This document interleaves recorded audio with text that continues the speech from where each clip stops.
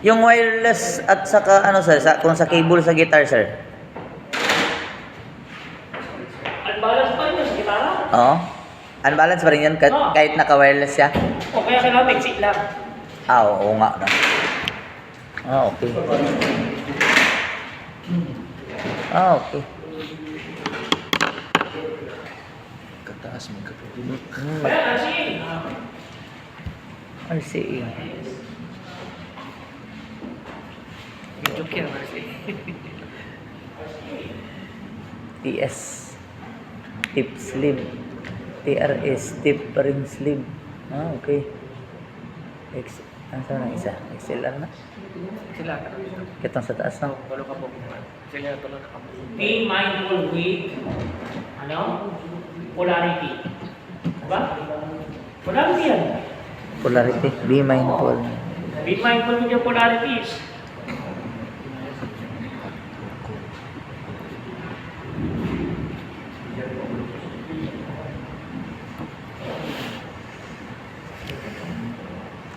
Kasi kung mag-reverse polarity ka, yung 2 at 3, yung sa XLR, ibabaliktad mo lang.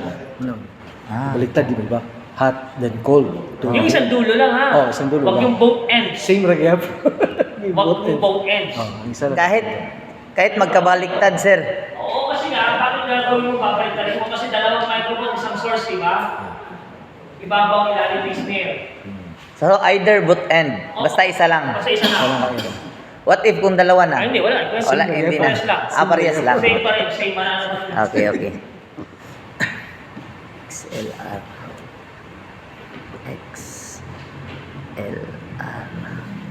Parang DI box. Change.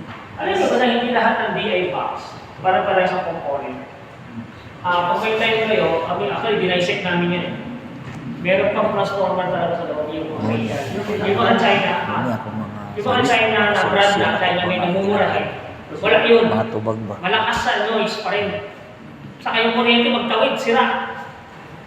Kasi may transformer to eh, kaya ito mahal. Yung purpose ng DI box, Is to convert and to protect, isolate, step up siya or hindi, step down. step down? Yes, dalawang klase kasi step down, isang step up eh. Voltage tas conversion, magkano? Voltage yun, voltage. Yes. Step down. Step down siya. Yes. Yes. Yes. But, mataas yung kaya. Yeah. Kaya yung loss niya, Yeah. at least balik Yes, balik na yung loss. So, pwede naman i-check yung model na yan. Meron naman yung schematic diagram sa website. Makikita nyo yung laman. Pwede gumawa na. Pero actually, mahal para gumawa eh.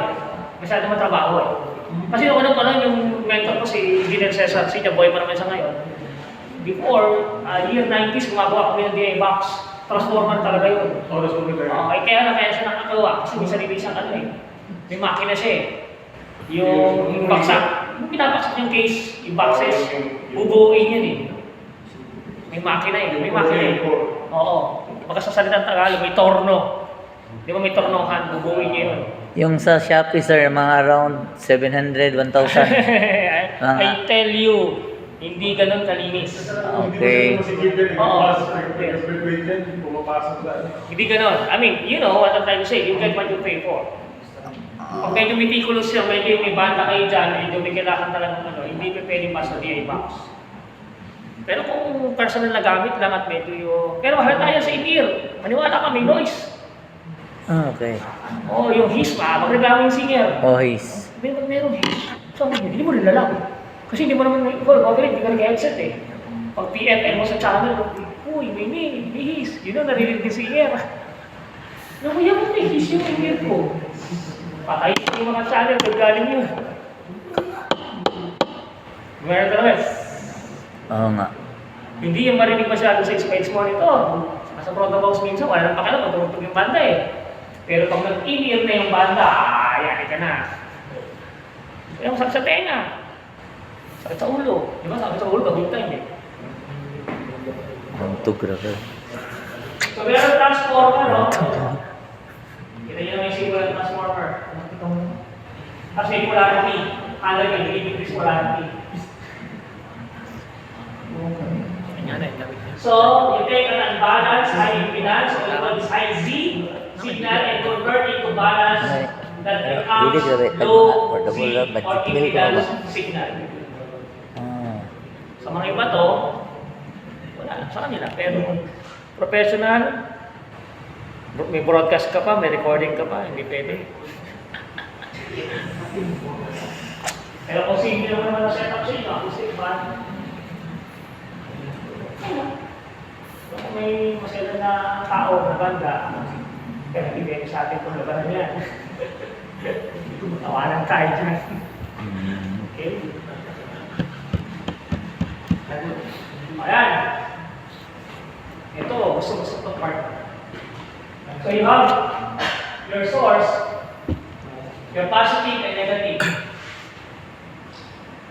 You have your noise on the positive wire and negative. When they sum together, it cancels out the noise.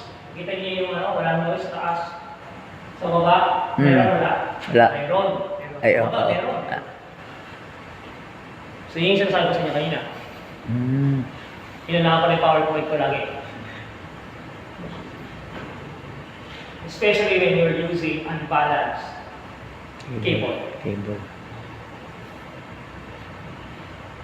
Canceling. Tapos sinabi niyo pang unbalanced cable, talagang marami naman talagang mura dyan. I mean, no offense, no? Siyempre, ang Chinese manufacturer will produce low cost, mid-end, high-end, yung magaganda at may pangit, depende sa pera pang bili mo. Oh. Hindi huwag yung sisihin yung Chinese na China brand yan, China product yung pangit yan. Nasa sayo, di ba? Pinili mo yung mura eh. Yung dalawang 2,500 pesos per roll na microphone cable, siyempre, hindi kasama mo yun. Package. Hindi sa tawag, hindi to, meron to. Hindi siya full copper, meron siyang aluminum sa loob. O, di ba? Alam ko yan eh, naghihinang yung tao ko, sir, walang kwenta to. Yung binigay ng Catholic Church, bakit? Ayaw magdikit yung ano. Ayaw magdikit yung lead doon sa wire. Kahit anong hinang, bilog. Puro aluminum yung loob eh. Walang copper halos eh. 2.8 lang yung isang roll ng microphone cable. Solid, tapon, di ba? It happens, di ba? Siyempre, depende yun sa pagkakamitan mo at sa budget. Correct. Kung mo sisihin yung gumagawa lang sa'yo. So, balance and unbalance. Ano na? Tapos yung sa'yo mabilis. Input, microphone, line, di ba? Pwede mo na. Yung line yung insert, magdadagdag ka ng processing sa mismong channel string. Lalagay ka ng compressor sa isang channel, pwede nagamit ka ng insert cable. Pag naka-digital kayo, hindi mo na kailangan. Kung naka-analog ka at marami kang gustong gawin, halimbawa, upward compressions o downward compressions, you need to connect that to insert. So that's gonna be Pinasa sa compressor. oh, yung ako, dito kayo before, forget, dinagdag pala ito ng associate trainer ko. Pag bibili kayo ng equipment, lalo ng mga mixers, basahin nyo yan. Nasa specs yan ng mixer. Para malaman nyo kung malakas yung preamp ang mixer o hindi. 2.3 kilo ohms. Impedance. May Example, microphone input is 3.3 kilo ohms, kaya nyo yun. Pero sa akin, mixer differs sa 10K. Sabihin nyo pwede unbalance o not-balance. And other input is more or less. Yung sabihin ng more or less. More or less. Simple na is 20 kilo ohms. Tapos nakikita niyo ba yung mono channel, sensitivity minus 62 plus 10 dBu. Yung input ng XLR hanggang 10 dBu lang. Hanggang doon lang yung kayang ilakas ng gain niyo. Pero kung pambahay na yung microphone, hanggang doon na lang yun. So you need to compare one model or one brand to another brand by reading this.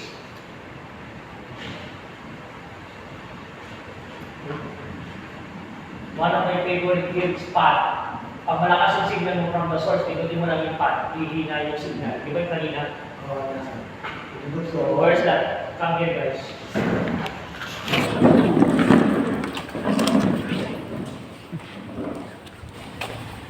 pad. Ayan. Itong gray. Diba yung signal natin kanina? Medyo malakas naman yan. Pero pag pinad ko yan, mabawasan siya ng 26 dB. 26 dB mo. Wala na, oh. Ingat ka naman. Check. So you can also find that in your digital console. It is called attenuator or attenuation sa electronics engineer. Tandaan nyo, ang tawag ng engineers dito is attenuator. Ina-attenuate niya, pinaliliit niya yung voltahe. Ina-attenuate, pinasisikip niya. Okay?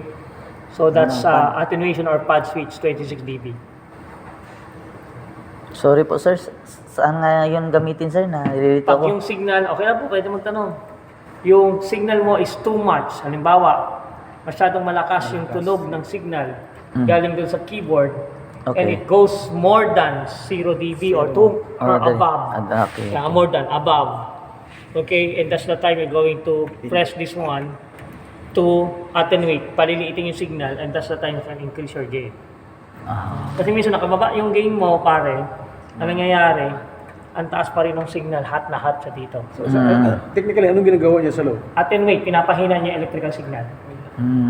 Yung Voltage. voltage niya. Yes. Ni-reduce niya. Yes. 26 dB yan. 26 dB. Mm. Okay? Buti nga meron na ngayon eh. Dati sa mga maliliit na mixers, wala yan eh. O ito lang yung mga sir, meron. Yeah, oo. Si Allen Init meron na din. Oo, meron na. Depende sa model. Hindi presyo ha, design. Tandaan yung design. Don't ever use depende sa presyo, hindi depende sa design. Depende sa reason. Kasi depende yung sa nagbebenta eh. Pag clinic mo na to sir, tatasan mo yung gain. Depende sa syndrome, magkuhan ka sa zero. Sa audio. Okay. Walang lumalabas. Iakit. Kung walang umakyat, Oh, hindi iakit. iakyat. Pero pag lagpas na ng zero, Okay, hindi na, bababa. baba na. Yes. Okay. Thank you. Okay? Thank you sir. Importante to. Yung pad na yan. Tantigin agad, Kasi minsan yung sa keyboard, malakas sila. sobrang lakas yan. Okay. Totoo talaga. ibababa mo. Hindi mo pwede sabihin sa keyboardista, Brad, hinaan mo yung keyboard mo. Oo nga. Yeah, may keyboard kaya ako marinig. Di ba?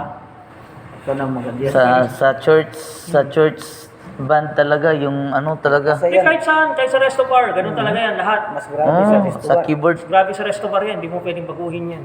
Okay. Kaya si Martino ka. Dito. Mawala yung monitor ng ano eh. Yes, opo. Totoo naman po, hindi niyo po siya mababa. Hindi mo na mahinaan yan. Gamitan mo ng gauge. So dito ka na Okay. mag-adjust. Kaya tandaan niyo yung mga tech, marunong mag-adjust yan. Okay. Attenuation. Kaya sa digital, ganun din. So Attenuation. makikita niyo sa metro, the only reason why you need to attenuate is because the signal is already reaching above 0 dB. 0. Wala ka ng headroom. Sabi naman, pwede naman lumakas ha. Oo nga, wala ka ng headroom. Kung isang guhit na lang natira, wala na. Kulang pa yun, lakas pa sa ulit, wala na. Distincted na. Tug ka na, hindi mo pwede mag-basketball dito.